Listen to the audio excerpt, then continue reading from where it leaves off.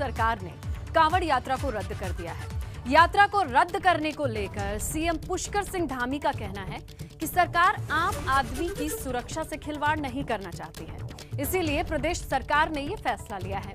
CM का कहना है कि अलग अलग राज्यों से आने वाले कांवड़िए हरिद्वार में एक साथ इकट्ठा होते हैं, इसीलिए कोरोना महामारी के समय में एक साथ इतनी भीड़ के जुटने से कोरोना का संक्रमण और उसका खतरा कई गुना बढ़ सकता है। क्या है कि केवल एक होस्ट है। जैसे उत्तर प्रदेश में क्या है, यात्रा चलती है, लोग आते हैं जाते हैं, लोग आते हैं जाते हैं, रास्ते में आते हैं, हरियाणा के लोग आते हैं जाते हैं, दिल्ली के लोग आते हैं जाते हैं, राजस्थान के भी आते हैं, मध्य प्रदेश के भी आते हैं। लेकिन हमारे यहाँ पर क्या है कि जो हमारा हरिद्वार है, ऋषिकेश है, ये आसपास का क्षेत्र है, यहाँ आके सारे लोग इकट्ठे हो जाते हैं। यानी कि 15 दिनों के अंदर 3 करोड़ लोग यहाँ पर इकट्ठे हो जाते हैं। बहुत सोचा विचारा, कई आधिकारिक लेवल की बात हुई। हमने कहा भाई हम भी भोले के भक्त हैं, हम भी भगवान के भक्त हैं, हम भी आस्था और श्रद्धा पर विश्वास रखते हैं, लेकिन हम जान माल से किसी प्रकार का कोई भी समझौता नहीं कर सकते।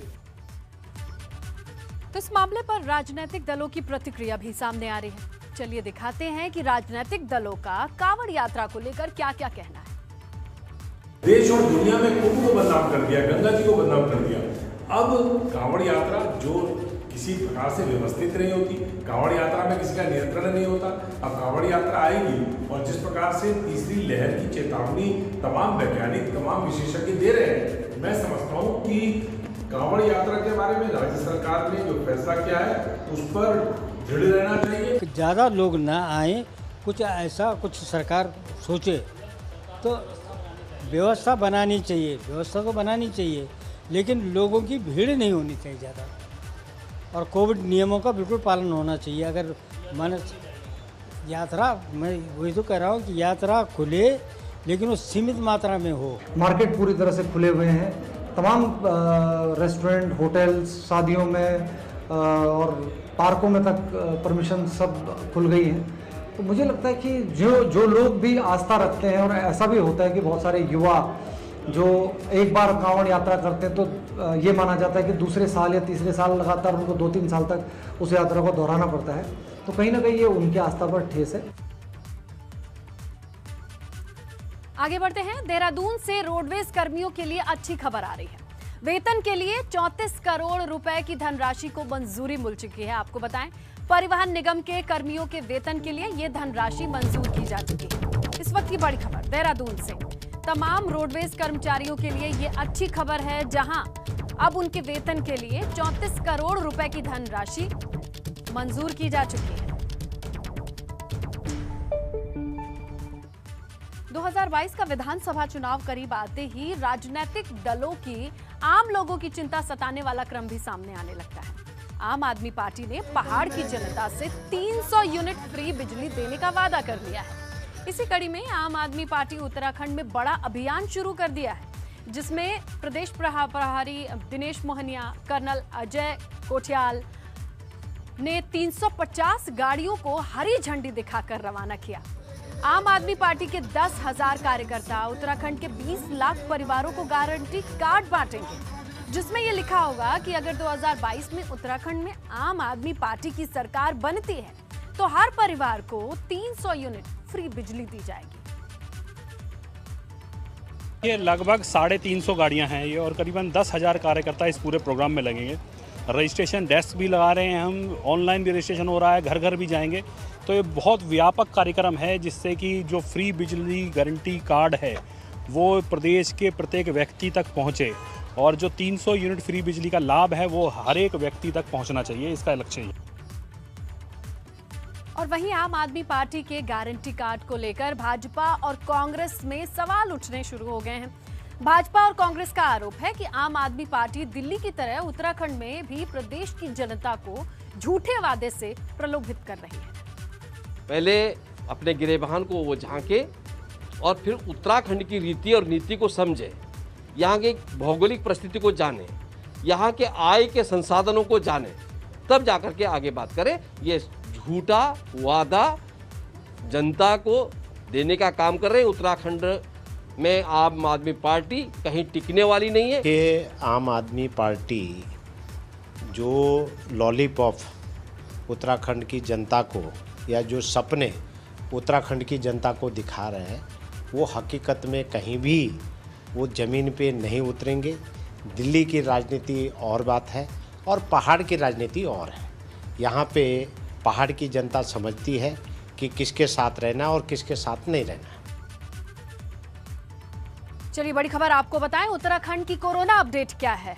आज कोरोना के 32 नए मामले सामने आए हैं और वहीं कोरोना से एक और मौत भी हुई है, जबकि कुल 66 मरीज ठीक होकर घर लौट चुके हैं। एक्टिव केसेस की संख्या है 656। तो ये है इस वक्त की कोरोना अपडेट।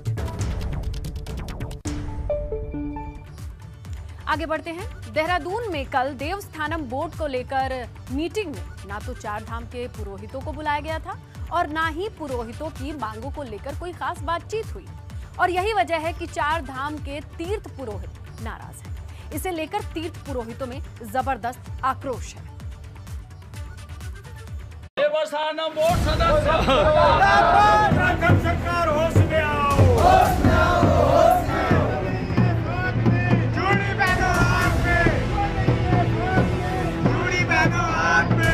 देवस्थानम बोर्ड पर तीर्थ पुरोहितों की नाराजगी दिनों दिन बढ़ती जा रही है।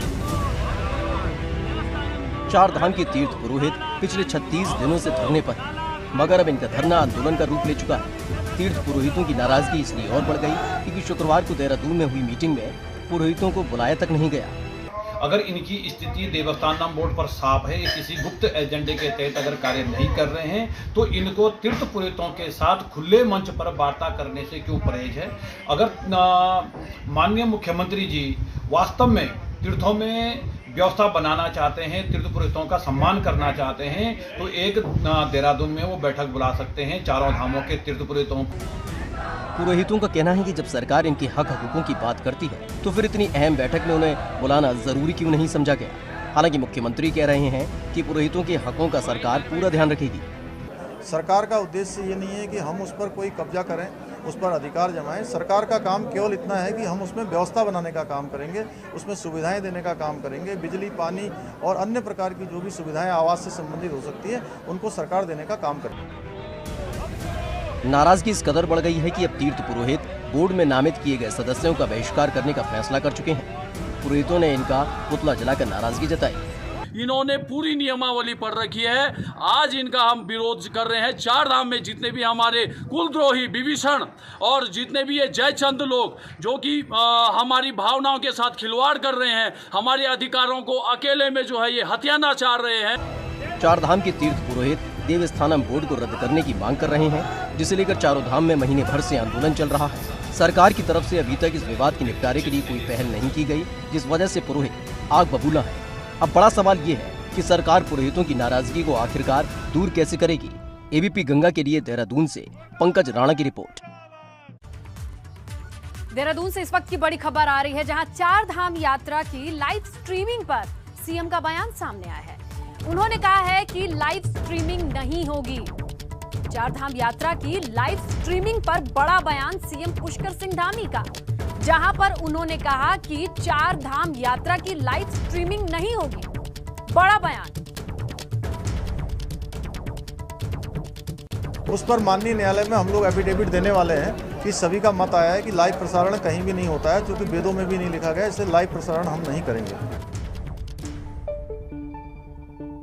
और उधर देहरादून में सीएम पुष्कर सिंह धामी ने महालक्ष्मी योजना की शुरुआत की। सीएम कैंप कार्यालय में इस योजना को शुरू किया गया। ये योजना लड़कियों को प्रोत्साहित करने के लिए शुरू की गई।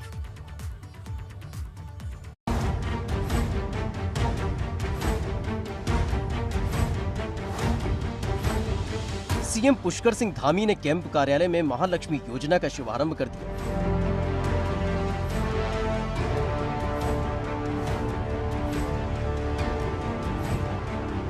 कार्यक्रम के दौरान सीएम पुष्कर सिंह धामी ने महिलाओं को महालक्ष्मी किट बांटी, तो वहीं अलग अलग जगहों से लाभार्थी महिलाएं वर्चुअल माध्यम से कार्यक्रम से जुड़ी, जिन्हें डीएम के माध्यम से महालक्ष्मी किट बांटी गई। योजना के पहले चरण में सभी जिलों की करीब 17,000 महिलाओं को किट बांटी गई, जबकि योजना से 50,000 महिलाओं को फायदा पहुंचाने का लक्ष्य है। मुख्यमंत्री का कहना है कि योजना गिरते लिंगानुपात को सुधारने में मददगार साबित होगी। लोगों को इससे आच्छादित किया गया है, उनको लाभान्वित किया गया है और पूरे वर्ष में 50,000 से भी अधिक लोगों को इसका लाभ मिलेगा। ये योजना निश्चित रूप से ऐसे लोग जिनको जो ज़रूरतमंद है, जिनकी आवश्यकता है, उनके लिए ये योजना लॉन्च की गई है और आने वाले समय में ये 50,000 तक जो है लोगों को लाभान्वित करेगी। जो लैंगिक असमानता को लेकर जो समाज में सोच है, उस सोच को ख़त्म करना और लैंगिक असमानता को दूर करना और बेटियों के पैदा होने पर उसको बढ़ावा देना और साथ साथ में बेटियों के लिए ये एहसास कराना कि आप इस धरती पर लक्ष्मी के रूप में प्रकट हुई हैं, तो आपका स्वागत करना, तो ये जिम्मेदारी हमारे विभाग की बनती है, ये जिम्मेदारी हमारी सरकार की है कि हमने बेटी बचाओ बेटी पढ़ाओ जैसा अभियान चलाया। हम बेटियों के लिए क्या महत्व रखते हैं या बेटियां हमारे लिए क्या महत्व रखती है, इसी योजना के माध्यम से ठीक से पता चलता है। उधर योजना की लाभार्थी महिलाओं ने भी इसकी तारीफ की। बहुत अच्छा लाभ मिलेगा जो लड़कियों के लिए मतलब जो सोचा नहीं जाता है। गांव में छोटे छोटे उसमें लड़कियों को इतना मतलब खाने पीने की भी मतलब हर चीज़ की उससे वो हो जाता है, तो वो उसके लिए उनके बहुत बढ़िया है। महालक्ष्मी किट में महिला और उसकी बच्ची के लिए ड्राई फ्रूट्स के अलावा कपड़े और कुछ जरूरी चीजें हैं। इसके तहत पहली 2 बच्चियों या जुड़वा बच्चियों के जन्म पर माता और नवजात कन्या को महालक्ष्मी किट उपलब्ध कराई जाएगी, मगर इसके लिए आंगनबाड़ी केंद्र पर पंजीकरण कराना होगा। एबीपी गंगा के लिए देहरादून से रवि कैंतुरा की रिपोर्ट। अब बात रुड़की की, जहां नगर निगम के सभागार का लाखों की लागत से सौंदर्यीकरण हुआ, लेकिन सभागार की दीवारों पर बनाई गई बीजेपी नेताओं की पेंटिंग्स एक बार फिर विवादों में है। कई बार कांग्रेस कार्यकर्ता और पार्षद नेताओं की पेंटिंग्स पर एतराज जता चुके हैं। वहीं एक बार फिर मुख्यमंत्री का चेहरा बदलने पर पेंटिंग विवादों में गिरती नजर आ रही है। आपको बताएं, सभागार पर प्रधानमंत्री, मुख्यमंत्री, शहरी विकास मंत्री और मेयर की पेंटिंग बनाई गई है। वहीं पार्षदों का अब कहना है कि मुख्यमंत्री और हर 6 महीने में मंत्री बदले जाने से नगर निगम की दीवारों पर बनी पेंटिंग को भी बदलना पड़ता है और ये फिजूल खर्ची है। ये पेंटिंग तो हम कह सकते हैं कि फजूल खर्ची है। बाकी और जो ये पेंटिंग जो हो रही है लगातार बदली जा रही है बार बार 6-6 महीने के अंदर, ये फिजूल खर्ची है। मनमानी तो नहीं, ये अपना भाई अधिकारी भी यहाँ बैठे हैं, मेयर साहब भी हैं, किसी ना किसी ने तो कहा ही होगा कि ये बनाइए, लेकिन अब ये 6-6 महीने में 2 बार मुख्यमंत्री जी बदले हैं पिछले दिनों, बार बार पेंटिंग बदलनी पड़ रही है, तो ये थोड़ा सा एक लगता है कि हाँ वास्तव में फिजूल खर्ची है। आगे बढ़ते हैं। उत्तराखंड में मानसून मानो मुसीबत ही लेकर आता है। पहाड़ कहीं दरक रहे हैं तो कहीं बरसाती नाले उफान पर हैं और कुल मिलाकर बढ़ जाती हैं मुश्किलें आम लोगों की।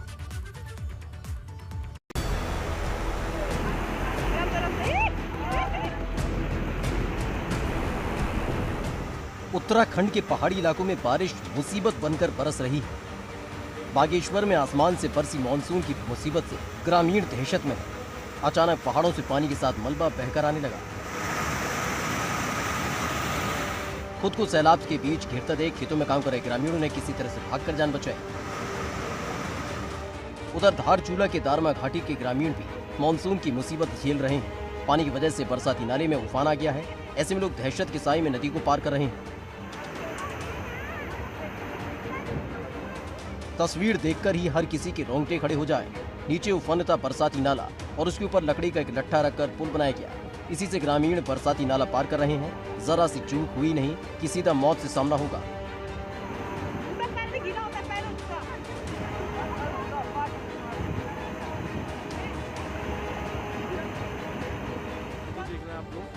बरसात में सड़कें ध्वस्त हैं। ऐसे में ग्रामीण पथरीले रास्तों से सफर करने को मजबूर हैं। अभी तक हम नाला देख पा रहे हैं और महिलाएं बड़ी मुश्किल से रोड पार कर रही हैं, तो जान खतरे में डाल के एक तरीके से आप कह सकते हैं। एबीपी गंगा के लिए धारचूला से नीरज के साथ बागेश्वर से हिमांशु गढ़िया की रिपोर्ट। इसी बीच बड़ी खबर आपको बताएं, कांवड़ यात्रा को लेकर सरकार के समर्थन में अखाड़ा परिषद सामने आया है। अखाड़ा परिषद भी सरकार के समर्थन में है। इस वक्त की बड़ी खबर, अखाड़ा के संतों ने सभी शिव भक्तों से अपील की है कि सभी लोग अपने घरों में रहकर भगवान शिव का अभिषेक करें। जब तक बहुत जरूरी ना हो बाहर ना निकलें। तो उत्तराखंड सरकार के समर्थन में अखाड़ा परिषद सामने आया है। तमाम संत कह रहे हैं कि सांकेतिक रूप से इस जलाभिषेक को अपने घर पर कीजिए, बाहर मत आइए। कांवड़ यात्रा को लेकर अखाड़ा परिषद की ओर से ये बड़ा फैसला। उत्तराखंड में वन विभाग के अधिकारियों की जिनकी कार्यशैली पर एक बार फिर से सवाल उठ रहे हैं। इस बार मामला जमीन ट्रांसफर का है, जिसमें ना तो केंद्र की तरफ से मंजूरी दी गई है, ना ही सेंट्रल जू अथॉरिटी से मंजूरी मिली है। मगर इन सब के बावजूद अधिकारियों की लापरवाही और इस रवैये ने तमाम नियमों को ताक पर रख दिया है। अधिकारियों ने 13 करोड़ की बाउंड्री वॉल बनाकर यह साबित किया है और अब यह मामला सुर्खियों में है। मामले की जांच के निर्देश दिए गए थे। इसके चलते वन मंत्री हरक सिंह रावत ने प्रमुख संरक्षक राजीव भरतरी को रिपोर्ट भी तलब की है। जू तो हमारी सरकार की प्रतिबद्धता है और जू हम बनाएंगे। अगर भारत सरकार ने एक बार ये उनके एजेंडे में था कि जू को फॉरेस्ट एक्टिविटीज मान लिया जाएगा। अगर जू फॉरेस्ट एक्टिविटीज में आ जाएगा फिर हमको लैंड कंजर्वेशन की जरूरत नहीं, लैंड ट्रांसफर करने की जरूरत नहीं। लापरवाही है। मैं सोचता हूँ कि कोई प्रोजेक्ट अगर हम शुरू करें तो टाइम बाउंड होना चाहिए प्रोजेक्ट। उससे पैसे का भी दुरुपयोग होता है और उसमें गुणवत्ता भी खराब होती है। और पेट्रोल डीजल की बढ़ती कीमतों को लेकर कांग्रेसी कार्यकर्ताओं ने हल्द्वानी में प्रदर्शन किया। कांग्रेस कार्यकर्ताओं ने स्कूटी को ग्लूकोज की बोतल लगाकर विरोध प्रदर्शन किया। कांग्रेस का कहना है कि पेट्रोल 100 रुपए प्रति लीटर तक आ गया है, मगर केंद्र आम जनता को कोई रियायत देने के मूड में नहीं दिख रही है।